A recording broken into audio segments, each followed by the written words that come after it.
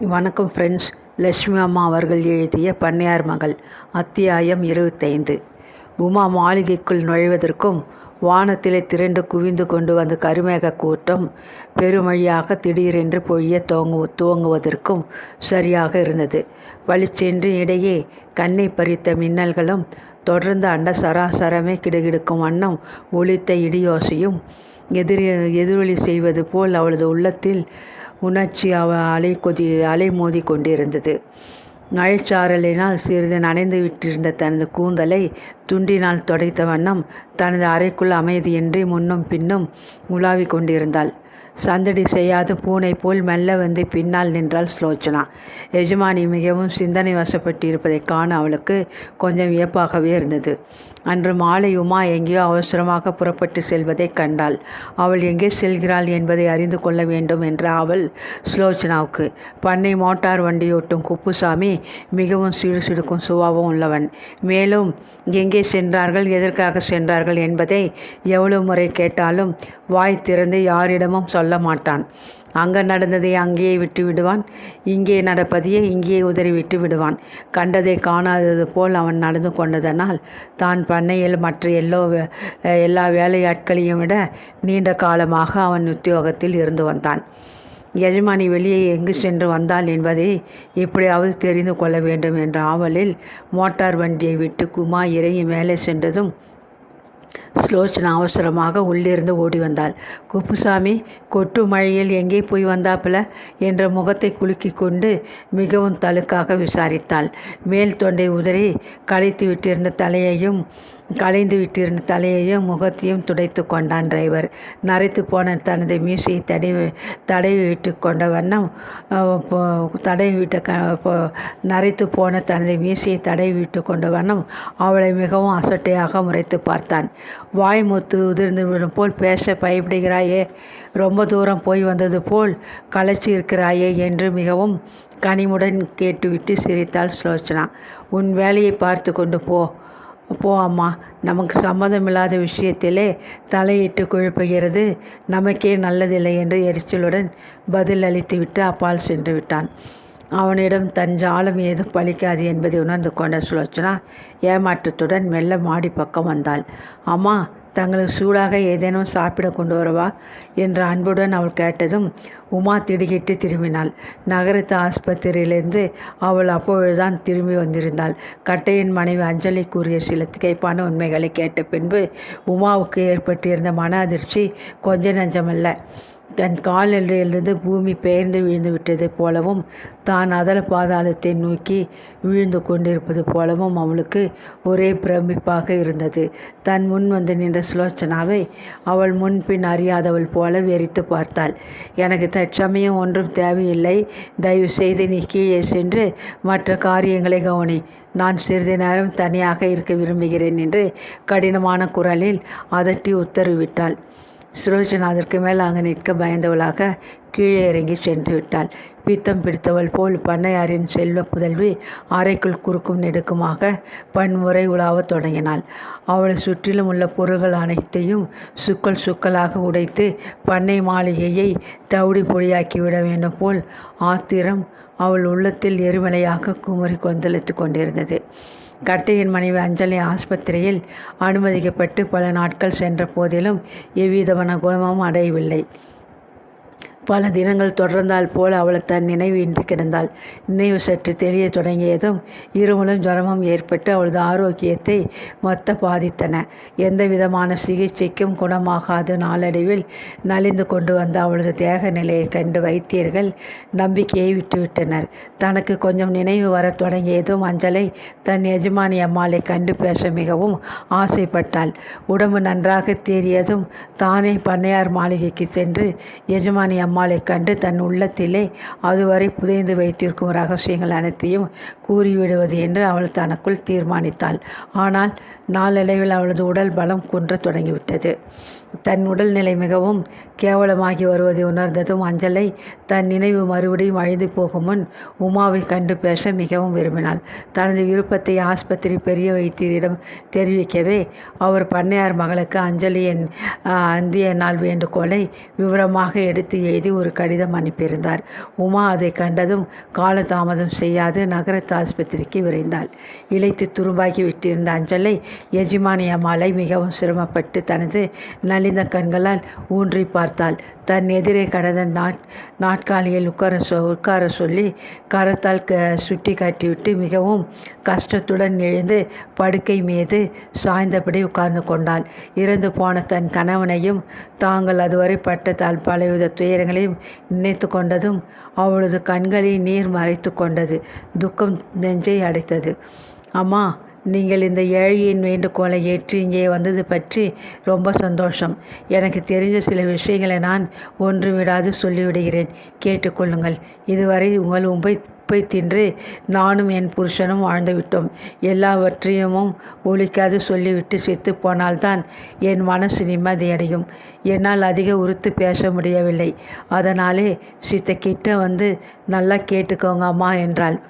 என்னவெல்லாம் அவள் கூறப்போகிறாளோ என்று பலவித கற்பனை செய்து கொண்டிருந்த உமாவின் நெஞ்சு உணர்ச்சி வசத்தில் படபடத்தது.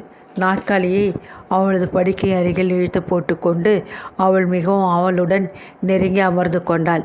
பேசவிடாது தொடர்ந்து எழுந்த இருமலை ஒரு வழியாக சமாளித்து கொண்டு அஞ்சலை கிணற்றிலிருந்து பேசுவது போல் மிகவும் மெல்லிய குரலில் பேசலுற்றாள். அவள் தொடர்ந்தால் போல் கூறி வந்த விவரங்கள் அனைத்தையும் உமா ஒன்று விடாது மிகவும் கூர்மையாக கேட்டு வந்தாள். குறுக்கே கேள்வி கேட்டால் எங்கே அஞ்சலை கூற வந்ததை நிறுத்திவிடப் போகிறாளோ என்ற கிளியில் அவள் எதுவுமே பேசவில்லை. கேட்க கேட்க அந்த விவரங்கள் அனைத்தும் அவளுக்கு ஆச்சரியத்தையும் ஆத்திரத்தையும் உண்டாக்கின. திடுக்கிடும் சம்பவங்கள் அடுத்தடுத்து வந்து கொண்டிருந்த ஒரு சுவாரஸ்யமான கதையை படிக்கும்போது ஏற்படுகின்ற ஒரு பயங்கரமான உணர்ச்சி தான் முடிவில் அவளது உள்ளத்திலே குவிந்து எழுந்தது. நெற்றி மீது ஆறாக வழிந்த வியர்வையை துடைத்து கொண்டு பேச துடித்த தன் அந்தரங்களை கோபத்துடன் கடித்து கொண்டு சிறிது நேரம் அவள் அப்படியே சிலை போல் இருந்தாள். அவ்வளவுதான், எல்லாவற்றையும் சொல்லிவிட்டேன் அம்மா. எனக்கு கடைசியாக உங்களிடம் ஒரே ஒரு வேண்டுகோள் தான் உண்டு என்று கூறிவிட்டு மிகவும் ஆயாசத்துடன் படுக்கை மீது சாய்ந்து கொண்டாள். அஞ்சலை சிரமப்பட்டு அவள் மூச்சு விடுவதை கண்ணுற்ற உமா திடுக்கிட்டு எழுந்து அருகில் சென்று குனிந்து கொண்டு மிகவும் ஆதரவுடன், உன் விருப்பத்தை சொல்லம்மா, தப்பாமல் செய்து வைக்கிறேன் என்று கேட்டாள். ஒன்றுமில்லை, எங்கள் நல்லானை கொஞ்சம் கவனிச்சுக்கோங்க, அதுக்கு எங்கள் 2 பேர் மேலேயும் உசுருங்க என்றாள் அந்த கிழவி. தடுமாற்றத்துடன் அதை சொல்லி முடிக்கும் முன் அவளது முகத்திலே அருமை நின்ற புன்னகையை கண்ட உமாவுக்கு மனம் எத்தவும் கரைந்து விட்டது. கட்டையன் மரணம் அடைந்ததை உணர்ந்த நல்லான் ஒரே பிடிவாதமாக சோறு உண்ண மறுத்து பட்டினியாக கிடந்து 7 தினங்களில் எஜமானனை பின்பற்றிவிட்டது. அந்த உண்மையை தற்சமயம் சொல்லி உயிருக்கு மன்றாடி கொண்டிருக்கும் அஞ்சலிக்கு வருத்தத்தை உண்டாக்க அவள் விரும்பவில்லை. எனவே அவள் அதை நன்றாக கவனித்து கொள்வோம், நீ கவலைப்படாதே அம்மா. இன்னும் ஏதேனும் உனது விருப்பம் இருந்தால் அதையும் தயங்காமல் தெரிவித்துக்கொள் என்றாள் அனுதாபத்துடன். ஆஞ்சலை பதிலுக்கு நீண்டதொரு பெருமூச்சு விட்டாள். ஒன்றுமில்லை அம்மா, உங்களது புண்ணியத்தில் என் உறவுக்காரர்கள் எல்லோரும் சுகமாக தான் இருக்கிறார்கள். அவர்களுக்கு நான் செய்யக்கூடியது ஏதும் இல்லை என்று கூறிவிட்டு எஜமானிக்கு கையை எடுத்து பெரிய கும்பிடு ஒன்று போட்டாள். சிறிது நேரம் அவளுக்கு ஆறுதலாக கொஞ்சம் பேசிவிட்டோமா விடை பெற்று கொண்டு புறப்பட்டாள். காரில் வந்து அமர்ந்ததும் அவளது உள்ளத்தில் மீண்டும் சிந்தனைகள் போராடத் தொடங்கிவிட்டன. அஞ்சலை, கட்டையன் அவர்கள் இருவரும் நடத்திய துன்ப வாழ்க்கையின் மர்மம், அதற்கு காரணமானவர்கள், அஞ்சலை கூறிய ரகசியங்கள் அனைத்தையும் திரும்ப திரும்ப நினைத்து அவள் மனம் ஆத்திரத்தில் கொதித்தது. வண்டி பங்களா வாயிலை அடைந்து நின்றது கூட அவளுக்கு தெரியவில்லை. டிரைவர் கதவை திறந்து அவளுக்கு வழிவிட்ட போதுதான் வீடு வந்துவிட்டதை உணர்ந்து செயலற்றவளாக இறங்கி உள்ளே சென்றாள். சிந்தனையுடன் உலாவிக் கொண்டிருந்த உமா ஜன்னல் அருகே சென்று திரைச்சீலையை பிடித்து இழுத்துவிட்டு வெளியே எட்டி பார்த்தாள். ஜன்னல் திரைச்சீலைக்கு பின்னால் இருந்த ஒரு காகித உரை தொப்பென்று கீழே விழுந்ததைக் கண்டு ஆச்சரியமுற்று அதை கையில் எடுத்தாள். உரைக்குள் ஏதோ கனமான வஸ்து ஒன்று வைக்கப்பட்டிருப்பது போல் தோன்றவே மிகவும் வியப்புடன் அதை வெளிச்சத்தில் பிடித்து திருப்பி பார்த்தாள். காகித உரை மீது காணப்பட்ட விலாசம் அவளுக்கு மிகவும் வியப்பையும் சந்தேகத்தையும் உண்டாக்கின. அங்கே அந்த இடத்தில் அந்த காகித உரை மறைவாக வகைக்கப்பட்டிருப்பதற்கு தக்க ஆதாரம் இருந்திருக்க வேண்டும் என்று அவளது உள்ளுணர்வு கனப்பொழுதில் உணர்த்தவே அதை அலட்சியம் செய்யாது பார்த்தாள்.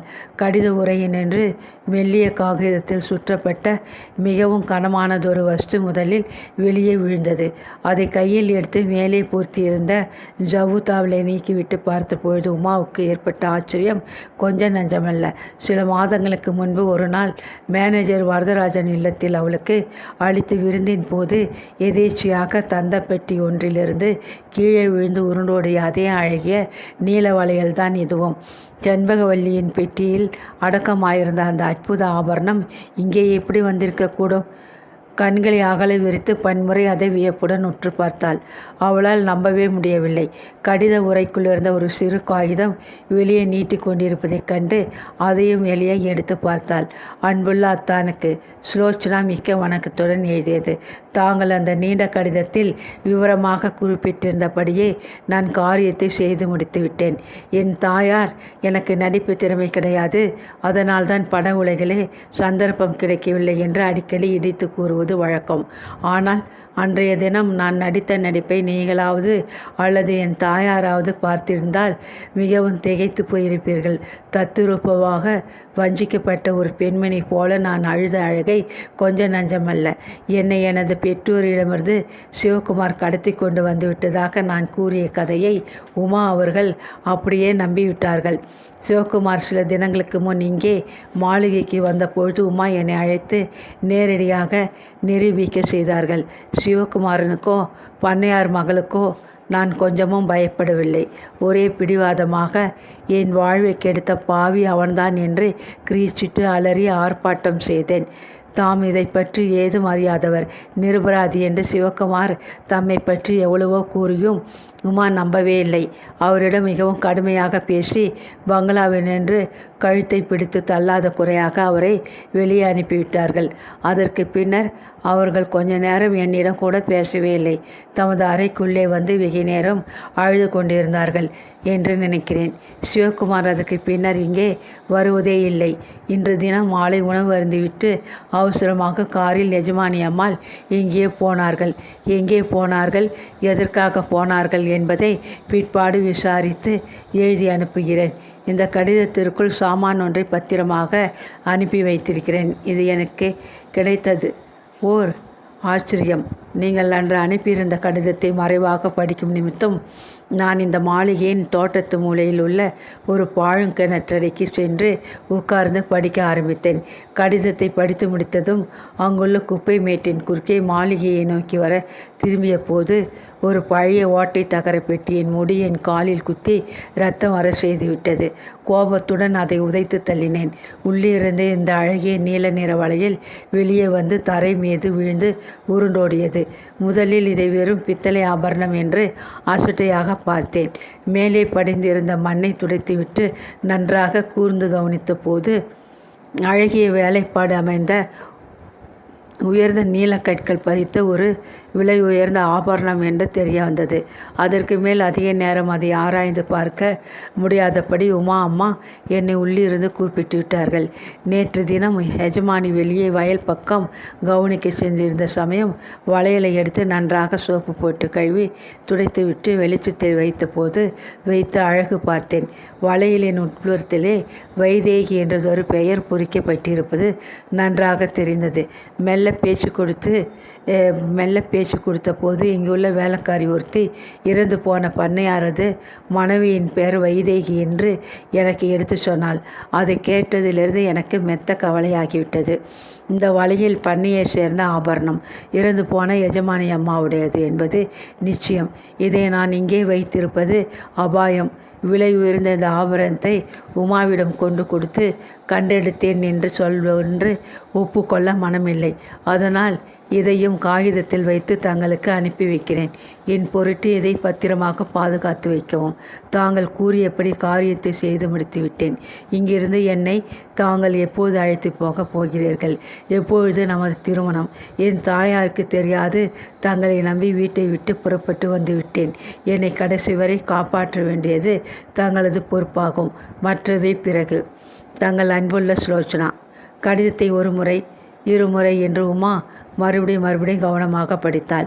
அஞ்சலியிடமிருந்து அவள் அன்று மாலை அறிந்த பல ரகசியங்களை விட சுலோச்சனாவின் கடிதத்தில் கண்டிருந்த விஷயங்கள் அவளுக்கு பிரமிப்பையும் அதிர்ச்சியையும் உண்டாக்கின.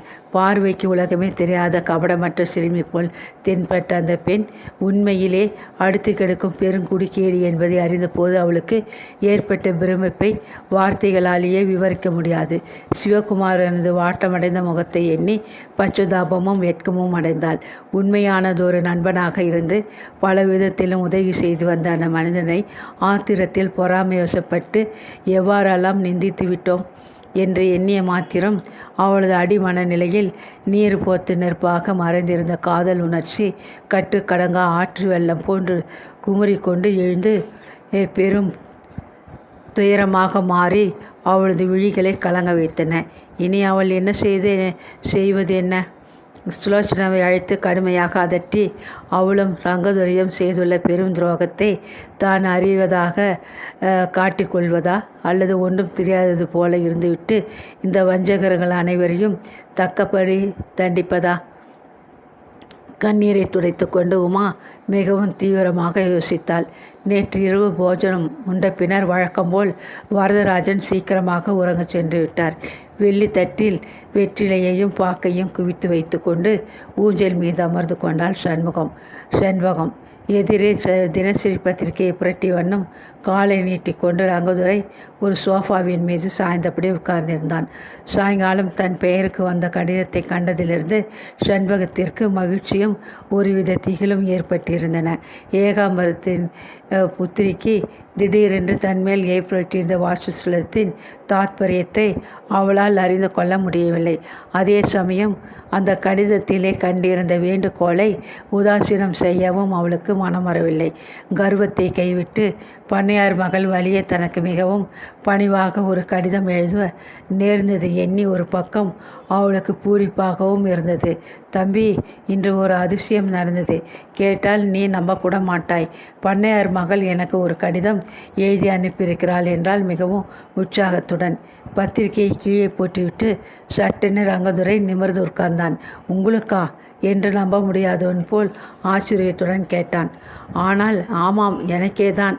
வேண்டுமென்றால் நீ தாராளமாக இந்த கடிதத்தை பார்க்கலாம். என்னாலேயே முதலில் நம்ப முடியவில்லை என்று கூறிவிட்டு பகபகவென்று சிரித்தாள். இடையில் வெள்ளிச்சாவி குத்துடன் சொருகி வைத்திருந்த கசகி போன ஒரு கடிதத்தை எடுத்து அவனிடம் நீட்டினாள்.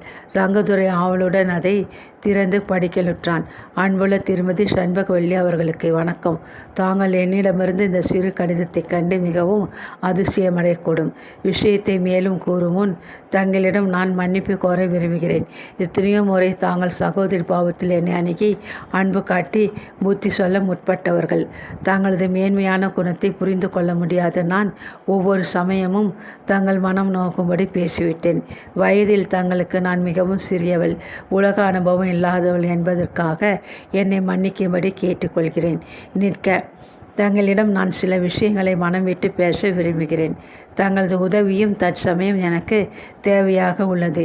என் உடல்நிலை சரியாக இல்லாததினாலும் மேலும் தங்கள் தமையனார் எங்கள் பண்ணையை விட்டு விலகிவிட்டார் என்பதனாலும் நான் தங்கள் இல்லத்தில் வந்து தங்களை சந்திக்க முடியாதவளாக இருக்கிறேன்.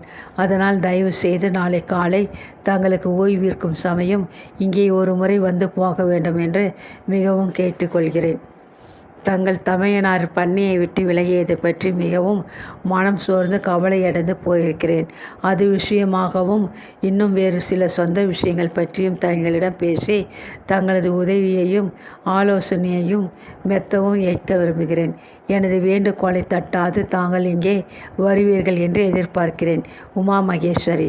கடிதத்தை படித்துவிட்டு ரங்கதுரை உற்சாகத்துடன் அத்தையம்மாள் பக்கம் திரும்பி கையை கொட்டி சிரித்தான். நான் இதை எதிர்பார்த்து கொண்டுதான் இருந்தேன். எனக்கு இந்த கடிதம் ஆச்சரியத்தையோ வியப்பையோ உண்டாக்கவில்லை. தன்னந்தனியாக அந்த பண்ணையை அந்த சிறு பெண் எப்படி நிர்வகிக்க முடியும்? அப்பா அங்கிருந்து விலகியதும் அவள் திணறி போய் விட்டிருக்கிறாள். அறுவடை காலம் நெருங்கி வருகிறது. ஆட்கள் கிடைக்காது திண்டாடி கொண்டிருக்கிறாள். உங்களை வரவழைத்து உங்களிடம் குறைவாக பேசி மறுபடியும் அப்பாவை பண்ணை மேனேஜர் பதவியை ஏற்கும்படி செய்ய வேண்டும் என்பது அவளது திட்டம் என்றான் ஆர்ப்பாட்டமாக. தானும் சுலோச்சனாவும் சேர்ந்து செய்த சூழ்ச்சி உமாவின் உள்ளத்தை கலங்க வைத்திருக்க வேண்டும். தன் உள்ளத்திலே குமுறும் உணர்ச்சிகளை தன் போன்ற ஒரு பெண்ணிடம் பேசி ஆறுதல் பெற விரும்புகிறாள். அவ்வளவுதான் என்று தனக்குள் எண்ணி அவன் மெத்த மகிழ்ச்சி அடைந்தான். தாங்கள் சென்று அவளை கண்டு பேசிவிட்டு வருவதுதான் நல்லது என்று எனக்கு தோன்றுகிறது. பிறகு உங்கள் இஷ்டம் என்று நகைத்தான் ரங்கதுரை. சண்பகவல்லி தன் உதட்டை பற்களால் கவ்விக்கொண்டு சிறிது நேரம் சும்மா இருந்தாள். தன்னை 2 முறை உதாசீனம் செய்த அந்த பெண் வலிய தன் காலடியில் விழுந்து உதவி கோரி கெஞ்சி கடிதம் வந்திருப்பதை எண்ணி அவளுக்கு பெருமிதம் ஏற்பட்டது உண்மை. எனினும் வெளிப்படையாக அதை காட்டிக்கொள்ள விரும்பாது கொஞ்சம் அழுத்தமாக, வேண்டுமென்றால் தானே இங்கு வழியே வருவதுதானே, என்னை அவர்கள் மாளிகைக்கு வரும்படி உத்தரவு போடுகிறாளே, இவளுக்கு என்ன நெஞ்சழுத்தம் என்றாள். அத்தை அம்மாள் நேரே சென்று இது சமயம் உமாவிடம் பேசினால் தன் விஷயமாகவும் அனுகூலம் ஏற்படலாம் என்று எண்ணிய ரங்கதுரை, அத்தை ரொம்பவும் வெகு செய்து கொள்ள வேண்டாம். மிகவும் அகங்காரமும் கர்வமும் கொண்டிருந்த அந்த பெண் இப்போது பெட்டி பாம்பாக அடங்கிவிட்டிருக்கிறாள். உடம்பு சுகமில்லை என்கிறாள். ஒரு சமயம் அப்பா முகத்தில் விழிக்க அவளுக்கு அவமானமாக இருக்கிறதோ என்னவோ தெரியவில்லை. எதற்கும் நீங்கள் போய் வந்தால் நம் கௌரவம் இதனால் பாதிக்கப்பட்டு விட்டுடாது. பிறகு உங்கள் இஷ்டம். நான் வற்புறுத்துவதாக நினைக்க வேண்டாம் என்றான். உமா தன்னிடம் பேச விரும்பியதை கேட்காவிடில் மண்டை வெடித்துவிடும் போல் சண்பகத்திற்கு ஆவல் ஏற்பட்டிருந்தது. அதனால் அவள் மறுநாள் காலை போஜனத்திற்கு முன்பு பண்ணை மாளிகைக்கு சென்று வர ஒப்புக்கொண்டாள். இதை பற்றி வரதராஜனுக்கு தெரிவிக்க வேண்டியதில்லை என்று இருவரும் தீர்மானித்துவிட்டு உறங்க எழுந்து சென்றார்கள். அடுத்த நாள் காலை பண்ணையார் மாளிகையின் வாயிலில் மேனேஜர் வரதராஜனது வில்வண்டி வந்து நின்றது. தான் மறைத்து வைத்திருந்த கடிதத்தை காணாது கலங்கி தவித்து கொண்டிருந்த சுலோச்சனா ஆவலுடன் வெளியே மாடி வராந்தாவிற்குள் ஓடி வந்து எட்டி பார்த்தாள். சுலோச்சனா, நீ தயவு செய்து மாடியிலே இரு. மேனேஜர் வீட்டிலிருந்து அத்தையம்மாள் வந்திருக்கிறார்கள். அவர்களோடு சற்று நான் பேச விரும்புகிறேன் என்று கண்டிப்பாக உத்தரவிட்டு வேகமாக கீழே இறங்கி வந்தாள் உமா. வழக்கம் போல செண்பகவல்லி தன் முத்து பற்கள் தெரிய மென்னகை புரிந்த வண்ணம் தழுக்கு நடை போட்டு உள்ளே வந்து பவ்யமாக பண்ணையார் மகளுக்கு வணக்கம் செலுத்தினாள். சுற்றிலும் ஒருமுறை கவனித்துவிட்டு யாரும் இல்லாதது கண்டு திருப்தி அடைந்த உமா அவளை உட்கார சொல்லி உபசரித்துவிட்டு தானும் அருகில் வந்து உட்கார்ந்து கொண்டாள். வேலைக்கார பையன் 2 வெள்ளி கோப்பைகளில் பழரசத்தை நிரப்பி கொண்டு வந்து அருகில் இருந்த மேஜை மீது வைத்துவிட்டு அப்பால் சென்று விட்டான். முதலில் இதை சாப்பிடுங்கள். காலை வேளையான போதிலும் நல்ல வெயில், களைப்பாக இருப்பீர்கள் என்று அன்பாக பேசியுமா அதை எடுத்து மேனேஜரின் சகோதரியிடம் கொடுத்துவிட்டு சிந்தனையுடன் சிறிது நேரம் இருந்தாள். என்ன பேசப் போகிறாளோ என்று ஆவலில் துடியாக துடித்து கொண்டிருந்த சண்பகம் பழரசத்தை ஒரே மூச்சில் அறிந்துவிட்டு கைக்குட்டையால் முகத்தை துடைத்து கொண்டு ஆசனத்தில் நிமிர்ந்து எழுந்து உட்கார்ந்து கொண்டாள். உணர்ச்சி வசத்திலே துடித்த தன் உள்ளத்தை ஒரு வழியாக சமாதானம் செய்து கொண்டு உமா தன் இடையில் சொருகியிருந்த காகித பொட்டலத்தை அவிழ்த்தாள். இது பாருங்கள், இதை தங்களுடைய மாமியார் பரிசாக அளித்த வளையல் போல் காணப்படுகிறது இல்லையா? ஒரு சமயம் இதுதான் தாங்கள் துளைத்துவிட்ட மற்றொரு வளையலோ என்னவோ. ஆனால் இந்த தீய வளையலின் சரிதத்தை கண்ணகியின் காட்சிலம்புக்கு ஏற்குறைய ஒப்பிடலாம் போல் உள்ளது. தங்களுடைய காணாமற் போன நீல வளையல் இது அல்ல என்பதை நான் நிச்சயப்படுத்தி கொண்டு விட்டேன். நீல வளையல் என்னுடைய தாயாருக்கு இந்த நீல வளையல் என்னுடைய தாயாருக்கு சொந்தமானதென்று அறிந்தேன்.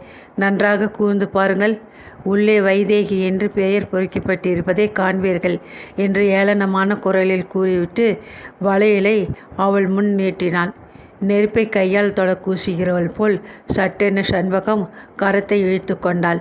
முன்பின் எதிர்பாராத இந்த தாக்குதலில் அவளது சாகசம் அனைத்தும் சிதறுண்டு போய்விடவே முகம் சிவக்க நெஞ்சு பதற திகைப்பு தாழ முடியாது பண்ணையாரின் புத்திரியை மிகவும் வியப்புடன் பார்த்து பதில் பேச முடியாது விழித்தாள்.